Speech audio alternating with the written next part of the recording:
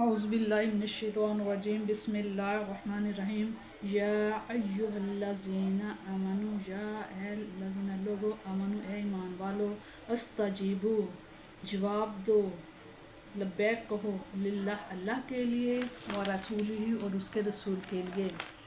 اے ایمان والو لبیک کہو اللہ اور اس کے رسول کی پکار پر جب وہ رسول بلائے.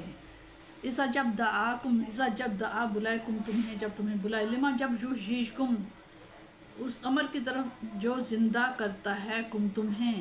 وَاعْلَمُوا اور علم رکھو جان لو خوب جانو اللہ اللہ تعالیٰ یحول حائل ہو جاتا ہے بین درمیان المرء انسان وقلبہ اور انسان کے دل کے درمیان. اور خوب جان لو کہ اللہ تعالیٰ کا حکم حائل ہو جاتا ہے انسان اور اس کے دل کے درمیان. وَأَنَّهُ اور بے شک وہ الیہ اسی کی طرف تحشرون اسی کی طرف تم پلٹائے جاؤ گے اٹھائے جاؤ گے. وَاتَّقُوا اور ڈرتے رہو فتنةً اس فتنہ سے لا تصیبن اور ڈرتے رہو اس فتنہ سے جو اگر برپا ہو گیا نہ پہنچائے گا الذین ان لوگوں کو جنہوں نے ظلم کیا منکم تم میں سے خاصتاً یعنی کہ خاص کر. اور ڈرتے رہو اس فتنہ سے جو اگر برپا ہو گیا نہ پہنچائے گا صرف انہی کو جنہوں نے ظلم کیا تھا تم میں سے ان خاص لوگوں کو صرف انہی پر برپا ہوگا فتنہ جو ظالم تھے.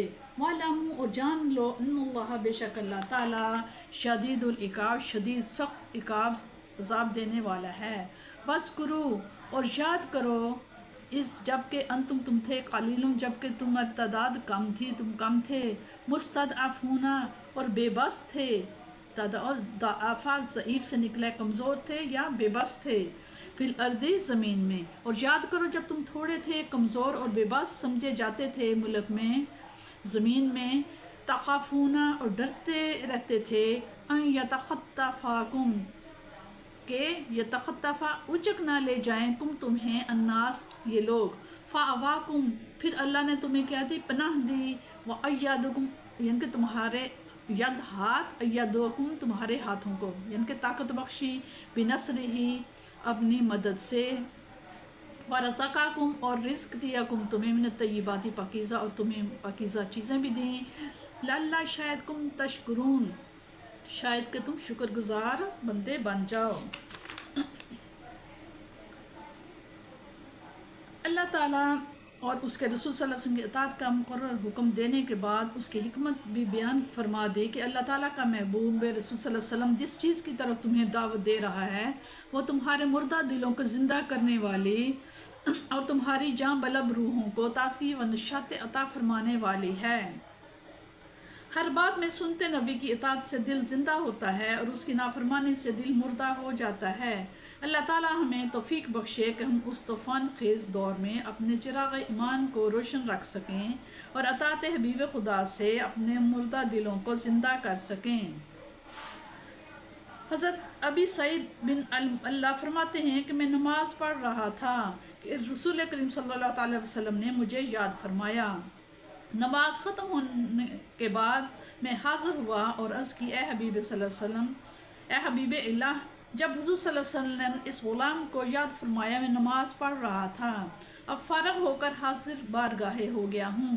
حضور صلی اللہ علیہ وسلم نے فرمایا اے ابا سعید کیا تم نے اللہ تعالیٰ کا یہ حکم نہیں پڑھا جس وقت تمہیں اللہ اور اس کے رسول صلی اللہ علیہ وسلم بلائے فوراً حاضر ہو جاؤ. فقہائے کرام نے اس سے یہ مسئلہ مستند کیا ہے کہ اگر کوئی نماز پڑھ رہا ہو اور حضور صلی اللہ علیہ وسلم اسے بلائیں تو وہ حاضر خدمت ہو جائے اس کی نماز نہیں ٹوٹے گی. انسان کتنا ہی دانشمند طاقتور کیوں نہ ہو اگر اللہ تعالیٰ کا حکم اس کے ارادے میں حائل ہو جائے تو وہ کچھ نہیں کر سکتا. دل کی قلم رو میں اسی کی حکمرانی ہے. وہ چاہے تو نور عرفان سے اسے درخشاں کر دے اور چاہے تو ہدایت کے سب چراغ بجھ جائیں اور گپ اندھیرا ہو جائے. اسی لیے حضور نبی کریم صلی اللہ علیہ وسلم اکثر دعا فرمایا کرتے تھے اے دلوں کو پھیرنے والے میرے دل کو اپنے دین پر ثابت رکھ. اے دلوں کے پھیرنے والے میرے خدا ہمارے دلوں کو اپنی فرما برداری کی طرف پھیر دے. وہ فتنہ کون سا ہے جس کی آگ جب بھڑک اٹھتی ہے تو سب خشک و ترک و راکھ کا ڈھیر بنا دیتی ہے، جس کا عذاب چند افراد تک محدود نہیں رہتا بلکہ ساری قوم کو بھگتنا پڑتا ہے۔ علماء کرام نے اس ضمن میں 3 امور کا ذکر خصوصی کیا ہے۔ نمبر 1، نیکی کا حکم کرنے اور برائی سے منع کرنے سے رک جانا۔ جس قوم میں فسق و فجور کا بازار گرم ہو اور اعلان احکام شریعت کی خلاف ورزی کی جاتی ہو، وہاں اہل علم اور ارباب اثر و اقتدار کا خاموشی اختیار کر لینا اور بدکاروں اور نافرمانوں کو ان کی بدعمالیوں سے نہ روکنا ایک ایسا فتنہ ہے جس کا وبال ساری قوم کو اٹھانا پڑتا ہے۔ حضرت عبداللہ بن عمر رضی اللہ سے مروی ہے کہ حضور کریم صلی اللہ تعالی وسلم نے فرمایا، اے لوگوں، نیکی کا حکم کیا کرو اور برائی سے روکا کرو، ایسا نہ ہو کہ اللہ تعالیٰ ناراض ہو جائے، پھر تم دعائیں مانگو اور وہ قبول ہی نہ فرمائے، تم استغفار کرو اور وہ تمہیں بخشے ہی نہیں۔ نمبر 2، ترک جہاد۔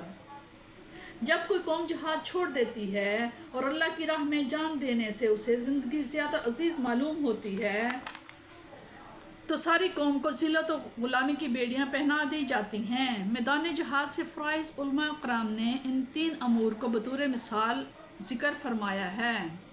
ہجرت سے پہلے بے بسی اور بے کسی کی جو حالت تھی وہ مسلمانوں کو یاد دلائی جا رہی ہے تاکہ وہ اللہ تعالیٰ کے انعامات کو یاد رکھتے ہوئے اس کی شکر گزاری میں مصروف رہیں۔ آیت میں الارض سے مراد سرزمین مکہ ہے، ماوا جائے پناہ مدینہ طیبہ ہے، تائید سے مراد بدر کی فتح مندی ہے، رزق سے مراد اموال غنیمت ہیں جو پہلی امتوں پر حرام تھے اور ملت اسلامیہ کے لیے حلال کر دیے گئے ہیں۔